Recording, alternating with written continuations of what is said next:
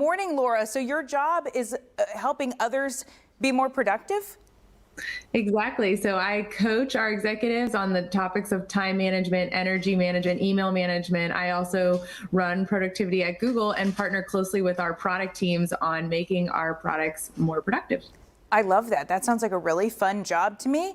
How would you help, like, give us some examples of how you can help people be more productive and, specifically those of us who don't work at Google?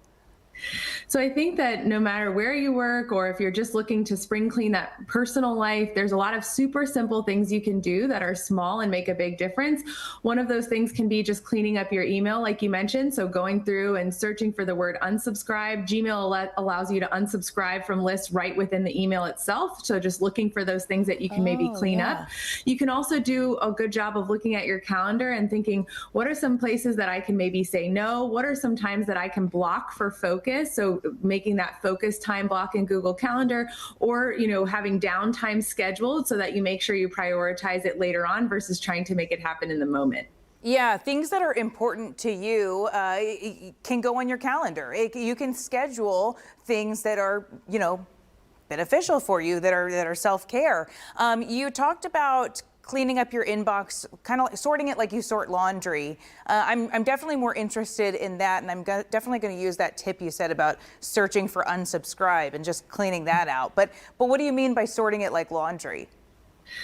So when you're thinking about your email, a lot of people just kind of pick and do one thing and read one thing and save that thing for later. And meanwhile, new emails are coming through, and it's just kind of a messy way of thinking about it. But if you think about the way you do your laundry, you can think of your dryer and your inbox the same. So you empty out your dryer, you take all the clothes out, you put them in piles based on what you need to do next: fold, hang, match my socks, even if you don't get to it all at the same time. You want to do the same for your email. So you pull everything out, say, I need to read this, I need to respond this, I need to revisit this, and then do that all at the same time, just like you fold your clothes all at the same time. So it makes it a little bit easier mentally just to tackle all of your email. Yeah, I think the stuff that I'm supposed to revisit is the stuff that I never actually get around to doing. Any tips on that? I'm sorry to put you on the spot, but I want to go back to that one because that never gets done. One of the features I love about Gmail is the snooze feature. So if you have an email that you need to say, I need to revisit this in 2 weeks, you don't have to count on yourself to go back and find that. You actually just click snooze and choose a date, and it conveniently pops back into your inbox and reminds you that that's something you wanted to check in on at that time. Oh, okay. I love that. I love that. And also going back to scheduling the downtime, scheduling self-care, as we commonly call it, how could that actually then benefit you with being productive?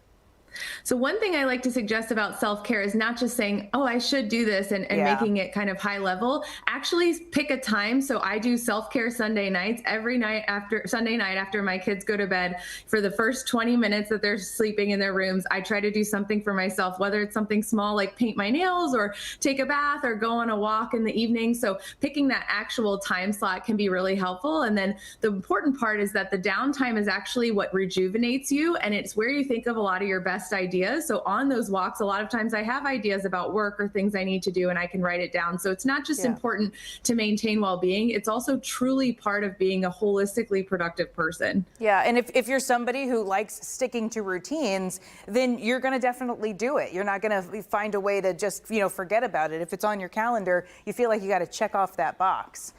Exactly. What about, we're always on our phones, and this adds to the stress in our life, and then we feel the need to be checking emails and things like that all the time. How do we get a better relationship with our phone? How could you actually manage your screen time?